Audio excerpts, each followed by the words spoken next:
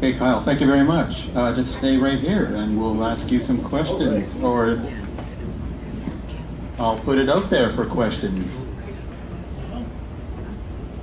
Who would like to start with a question? Francie has a question. Well, observation.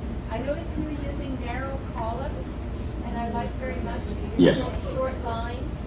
And why do you do that, sir? Well, one thing is, I got into the habit of doing that because one thing is, if I'm reading like this, it's a lot less enticing than this. It's a lot more flexible. It's a lot easier. You don't have it like bending and going all strange. And it's folded. It's like double thick.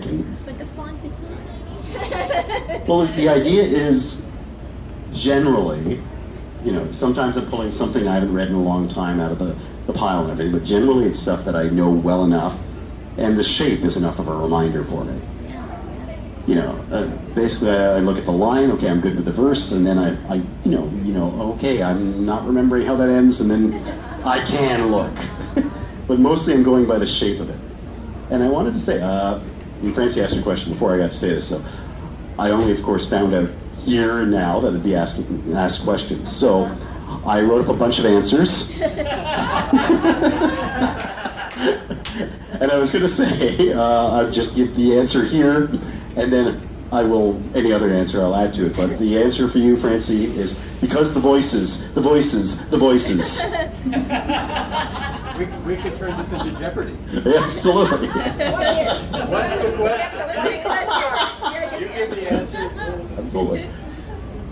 Una?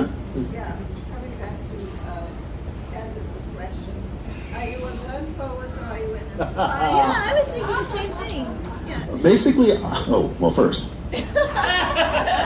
That's exactly what I've always expected.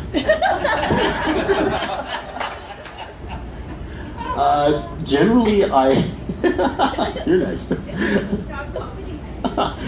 Generally, if I start writing, I just write until I stop. It's just, I don't want to say it flows through me, but it flows out of me at least. I can work, I can take the moving parts and sort of fit them together and sort of assemble something. It never works as neatly for me. When I try to assemble something by the book, when Candace was talking about doing sonnets, I was like, oh God. Like I can have it like where maybe I read it and okay, yeah, it feels right. Maybe I could do it, potentially come out if I'm sort of steeped in the métier of it. It's all around me. But if I just sat there and tried to do it, it would be much more work. Doesn't mean I couldn't do it. It just means I'd have to stop being lazy to do it. And to be honest, I get away with a lot when I'm lazy as far as writing. So you would feel like it's forced, the writing, and not natural. Is that what you're saying? Okay, Janet asked, and you would feel like it's forced, the writing, and not natural? Perspective can make anyone seem worth loving.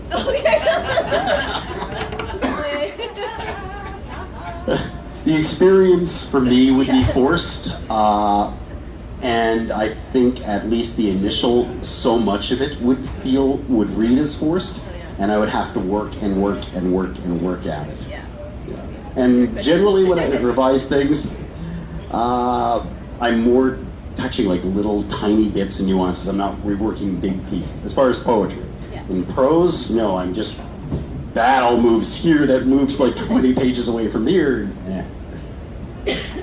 Ken? Yes, as a poet, for as many years as you are, have you made your first million?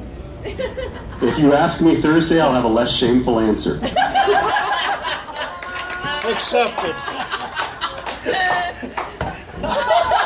That was just beautifully done. I am reading these in order, so I did not specifically select that. Okay, let's just say I have plans.